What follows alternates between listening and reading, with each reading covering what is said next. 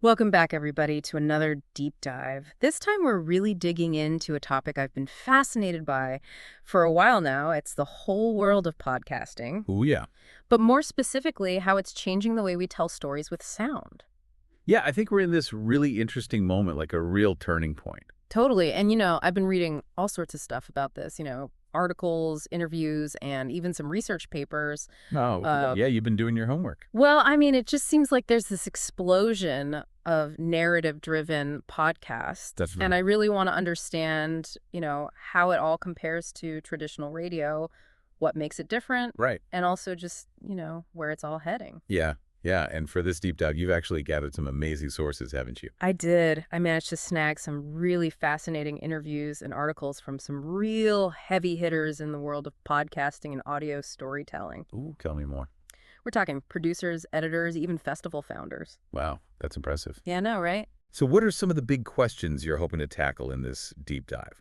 Well, for starters, are podcasts really just radio shows that we listen to on our own time?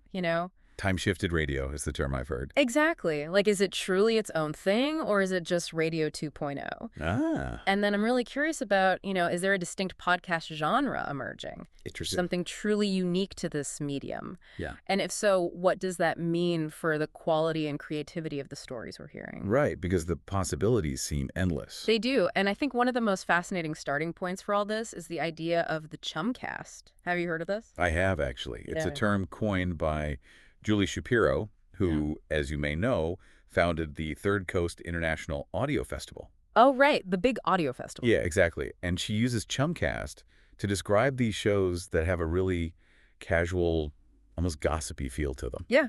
Like you're just hanging out with a group of friends. Exactly. Mhm. Shows like Slate's Political Gabfest or Another Round fall into this category. Oh, totally. And what I love about those kinds of shows is that you feel like you're part of the conversation. Mm. It's so different from that traditional radio experience where you have these booming, authoritative voices. You know what I mean? Oh, yeah. Big personalities and very formal delivery. Exactly. But with a Chumcast, it's like they're right there in the room with you.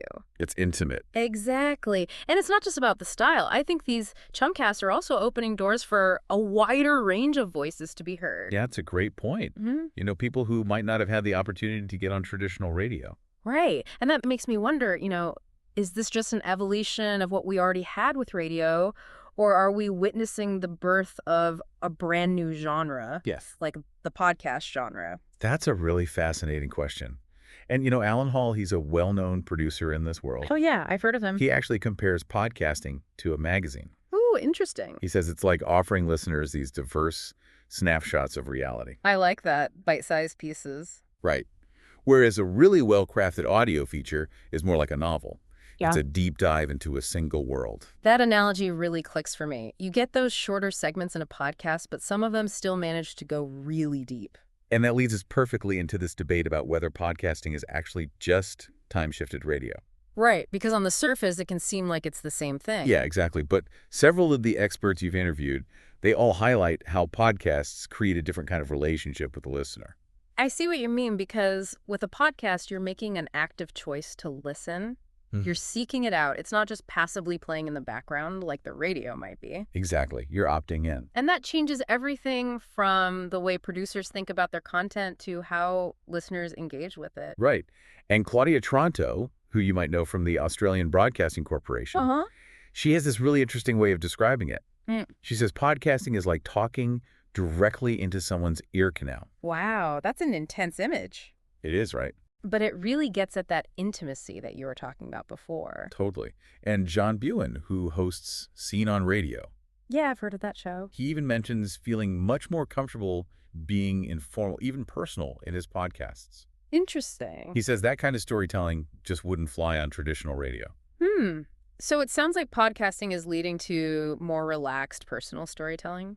In a lot of cases, yes. But I wonder, does that mean we're sacrificing those really intricate, longer form stories that we might associate with radio documentaries? That's a big concern for some people. Alan Hall, for example, he worries that this American style of podcasting, very host-led, like This American Life, Oh, yeah, I love This American Life. he worries that it's kind of taking over, and listeners are losing their patience for stories that take their time to unfold.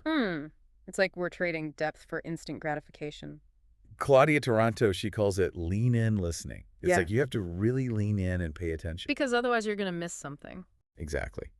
And she suggests that this American-style podcasting is making it harder for those more demanding European-style features to find an audience. You know those really immersive pieces that require your full attention? Exactly, Okay, those yeah. ones.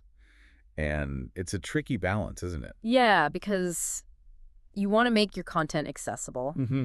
but you also don't want to lose that art of slow, immersive storytelling. And this difference in pace, it's tied to the resources available too, you know? Right. Like you compare a public radio show that might take months to produce with a podcast that's put together on a much tighter schedule. It's a completely different world. Mhm. And, think about WDR, that's a German public broadcaster. Okay. They have this incredible reputation for producing these really high-quality audio features. Wow. And they've said that a single audio feature can take a whole year to produce. Well, whole year. Yeah, with a whole team involved, producers, editors, even composers. That's amazing. And it's a world away from, someone recording a podcast in their home studio. I see what you mean. There's definitely a trade-off there. Right. Podcasts can be more agile and responsive, Mm-hmm. but maybe they lose some of that polish and complexity that comes with a longer production process. And even John Buen, he admitted that his podcasts might have a bit less polish than his work that he did for broadcast. That's interesting. So it seems like the audio world is really grappling with this tension right now. Totally. Like, are we heading towards a kind of storytelling monoculture Ooh. where everyone's chasing the same format? Oh, that's an interesting question. Or is there room for different styles to thrive and coexist? Yeah, and it's exciting to see all this creativity and all these new voices emerging in podcasting. Definitely. But there are definitely concerns about advertising, driving content, about the pressure to churn out episodes quickly, and about those richer, more demanding audio features getting lost in the shuffle. It's a lot to think about. It's a lot to unpack. It is. But I'm ready to hear what our experts have to say about where all of this is headed. Me too. Well, where do we go from here? Well, buckle up because this is where things get really interesting. So we keep coming back to this tension between this, fast-paced world of podcasting and those longer, more intricate audio features. Yeah, and it makes you wonder, what kinds of stories are we actually getting, with all these changes? Right. Like, are we seeing truly innovative storytelling? Hmm. Or are most podcasts just kind of playing it safe and sticking to, like, familiar formulas? Right. Are there certain formats that are just working better than others? Yeah. Is there room for both? Well, one thing that keeps coming up is this concern that, with the popularity of these short host-driven podcasts, that those longer, more demanding pieces are kind of getting squeezed out. I can see that. And Leslie Rosen, she's a commissioning editor for a German public broadcaster called Westdeutscher Rundfunk, WDR. Okay. And they're known for producing these really in-depth audio features. Oh, wow. And she talks about how these pieces require a different kind of listening. She calls it long breath listening. Long breath listening. I like that. Yeah, and I think that really captures it because these pieces, they weave together interviews and sound design and narration. Mm-hmm. They really create a whole world for you to just get lost in. It's an experience. It is, and it takes time. Right. And the production process reflects it. Rosen describes how a typical WDR audio feature could take a whole year to produce. A whole year. Wow. Yeah, with a whole team of people collaborating, producers, editors, even composers. That's incredible. And that kind of investment, it's just not feasible for most podcasters, especially those who are working independently. Yeah, I mean, if you're trying to get a new episode out every week or two, Right. you just don't have that kind of time. It's a totally different world. And it affects the final product. Even John Buen, he said that his podcast might have a bit less polish than his work that he did for radio. Interesting. So it's almost like there's this trade-off happening, right? Yeah. Podcasts have this energy and this immediacy, but maybe we're sacrificing some of that depth and polish along the way. So are we saying that the art of slow, immersive storytelling is at risk? I think it's a real question that we have to ask ourselves. Yeah. Yeah, because I think there's room for both. I agree. I think we can have both. Right, like those quick, engaging podcasts and those longer, more immersive pieces. Totally. And maybe there's even potential for, hybrid formats that blend the two together. Ooh, I like that. Something that can grab your attention and take you on a real journey. That's the dream right there. It is. It is. And let's hear what our experts have to say about where podcasting might be headed. Okay, I'm all ears. Well, Claudia Taranto, she has this prediction that's pretty thought-provoking.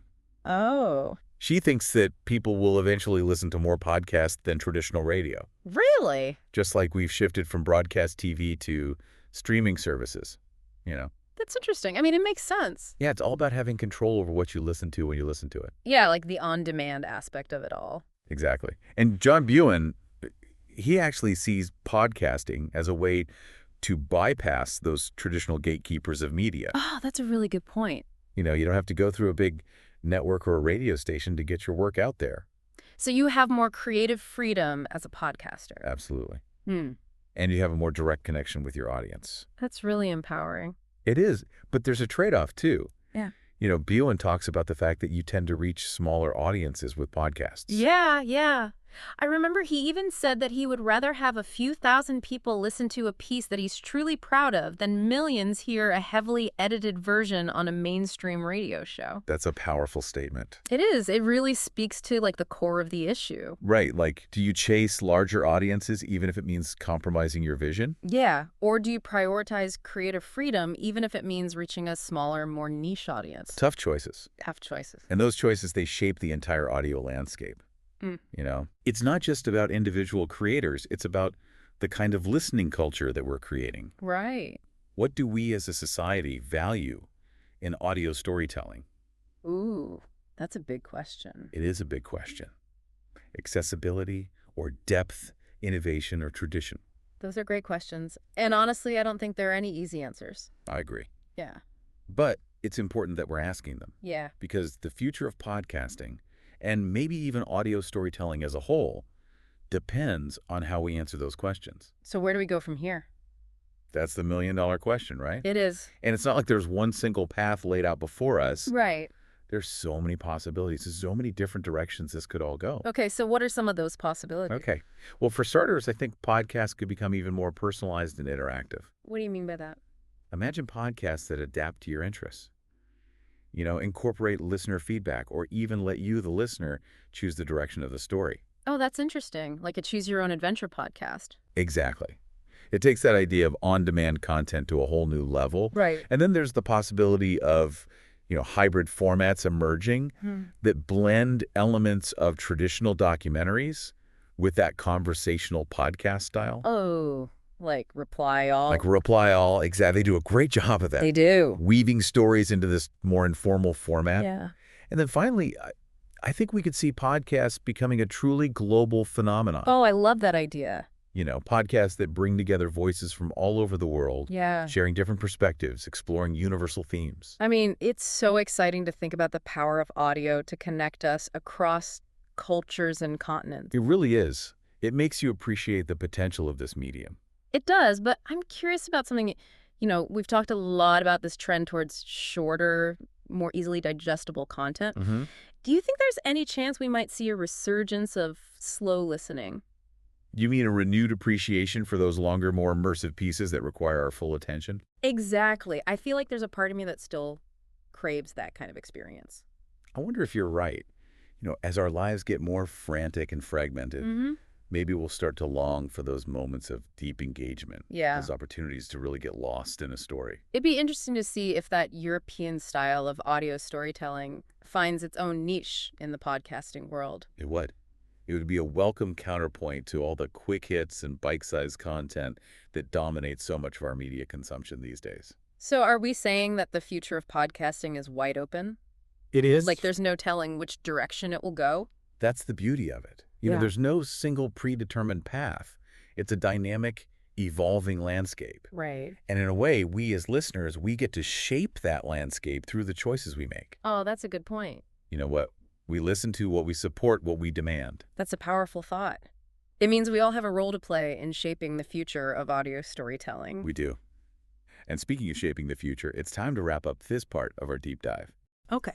But before we move on, we want to hear from you. Yes. What's resonating with you most from what we've discussed so far? Yeah. What are you thinking about? What excites you? What concerns you? Take some time to reflect on those questions. And when we come back, we'll explore the final and perhaps the most crucial question of our deep dive. What does all of this mean for you, the listener? Wow, it feels like we've been on this incredible journey exploring, you know, the whole world of podcasting. We have. From those intimate chumcasts to those, really grand European-style productions. Yeah, it's really made me think about all the different ways that stories can be told through sound. And all the different ways that people are listening, too. Exactly. So as we wrap up this deep dive, I think the big question is, what does all of this mean for us as listeners? That is the big question, isn't it? Like, Yeah. how does this all actually impact the way we experience stories? Right. Because it's one thing to talk about the technical aspects of podcasting or, its cultural impact. Mm-hmm. But ultimately, it comes down to what it means for the people who are actually listening. And I think one of the key takeaways here is that podcasting isn't this, monolithic entity. Right. It's not just one thing. Exactly. Right. It's this incredibly diverse and ever-evolving landscape with room for so many different styles and formats and voices. So it's not just about choosing between, those quick hits and those in-depth features. Yep. It's about recognizing the value of both Mm-hmm. and embracing that richness that diversity brings to the audio world. Absolutely. And this diversity isn't just about content either. Mm-hmm. It's also about, who's creating these podcasts and how they're getting funded. Yeah, we touched on those financial disparities between the U.S. and the U.K. Right. And how those differences can really shape the kinds of stories that get told and who gets to tell them. Exactly. And it makes you think about those, public radio values Mm-hmm. of serving the listener above all else. Right. Like, are those values getting lost as podcasting becomes more and more commercialized? It's a valid question, and it's something that a lot of podcasters are grappling with right now. Yeah. Some are embracing advertising wholeheartedly. Oh, yeah. Like those sponsor messages that are actually funny and engaging. Exactly. They're trying to make those ads less intrusive, maybe even entertaining. Right. It's like finding that balance between, the financial realities of producing a show Uh-huh. and maintaining your artistic integrity. It's a tightrope walk for sure. It is. But then you have those who are, more cautious about advertising. Yeah, they're wary of letting it dictate the content too much. Right. And some are even exploring those alternative funding models like listener donations. Or giving their audience a say in shaping the content. Which is really interesting. It is. It's a big experiment, and who knows where it'll all lead. So beyond the financial side of things, what about the impact that podcasting is having on storytelling itself? Ooh, yeah. Like, are we seeing truly new and innovative forms emerge? Right. Or are most podcasts just kind of replicating existing formats? Honestly, I think it's a little bit of both. Makes sense. There's a lot of experimentation happening, which is really exciting. Yeah. Podcasters are pushing boundaries, blurring the lines between fiction and reality, creating these immersive soundscapes. Yeah, it's really cool. It is. But, we also have to acknowledge that concern that those shorter host-driven podcasts might be overshadowing those longer, more complex audio features. It's like that tension we keep coming back to. It is, and it just highlights how important it is to be really conscious listeners. Actively seeking out those diverse voices and formats. So we've covered a lot of ground in this deep dive. We have, from the really nitty-gritty details of how podcasts are made to these bigger questions about their impact on our culture. Exactly. But at the end of the day, I think it all comes down to this. What does it all mean for you, the listener? Yeah, like, what does this mean for your own listening experience? Because that's what really matters. And I think it means you have more power than ever before. Oh, how so? Well, you're not just this passive consumer of content anymore. Right. You're an active participant in shaping the future of audio storytelling. That's a really empowering thought. It is. You get to choose what you listen to, who you support, and what kind of listening experience you want to have. So as we wrap up this deep dive, what would you say to all those listeners out there who are just starting to explore the world of podcasting?